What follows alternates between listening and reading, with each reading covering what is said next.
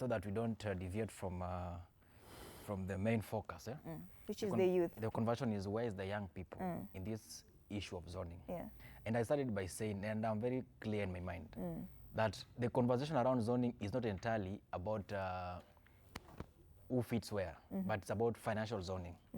Because take it or leave it, when that conversion will reach on the table, chances are that many young people who are running will not be on that table to even voice themselves and even stand in for themselves. There is a tendency in the political space of locking out young people. And I've been a victim before, where you are running for Senate and some old guy is also running for the same seat, but they are accorded special treatment just by virtue of age and some little influence.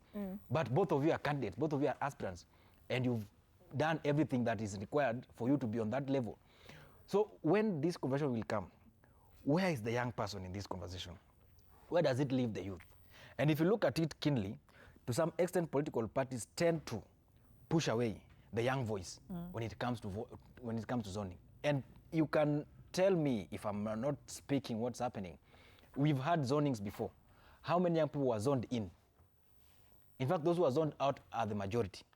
And part of the reasons why they were zoned out, not necessarily that they were not in a position to win those seats or something, but it was what I call financial zoning. Part of the reasons why, part of the factors considered is, are you financially stable, but more than the other person, you get that? But when you go to that direction, we deny the voter an opportunity to actually cast for their preferred candidate. And I said, looking into 2027, we are going to have serious voter apathy if we do not handle this zoning thing very well. Because these young people we are seeing, these Gen Zs that we are now seeing going to the ballot, to the polling stations, IBC centers, to register as voters. Me interact with these young people. And I want to make it clear here that they are not necessarily registering as voters just to vote in other old and elderly politicians who have been in the space for that time. Their key mandate and their focus, and if you listen to their conversations, they are saying that this is going to give us an opportunity to also elect in our peers so that the young people can also be at the table of decision making and our voices can be heard. So when political parties are going to do the zoning and they're zoning out the youth, they should be guaranteed that the voter turnout amongst the young people will go down based on that zoning. That must be on record.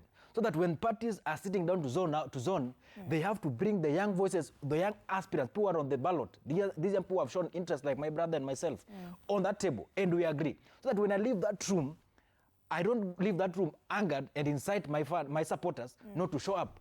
Because possibilities are there that if we leave that table unsatisfied and we move out there and give a contrary communication to what was given, there shall be a serious voter apathy. Finally, why are we zoning? Why is it that we're having this conversation about zoning? Each political party is looking for parliamentary strength. Get that? UDA would wish that they are the majority. Same case to ODM, DCP, DAP, WIPA, any other party is having that conversation. And it's not a conversation that is only isolated to, it's only isolated to Nyanza. It's happening even in the mountain. It's a conversation that is looming in the mountain between Jubilee, DCP. It's looming in the eastern side between WIPA and other parties that are looking forward to getting the opposition.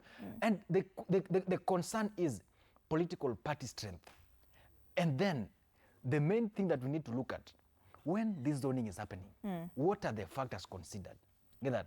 And where the space of young people in this? And that's why I want to land by saying these political parties also need to have a conversation on which seats can we zone out for young people. All right. Because it has never made sense to me for somebody of the age of 65 plus to go and run for a seat like an MCA.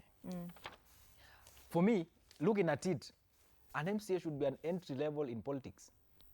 For that young leader, that president of a university who have served more than 60,000 students for 2 years, and now they want to enter leadership, but they don't have the muscles yet to run for MP. They should be guaranteed, given an opportunity to run for that MCA on a fair ground.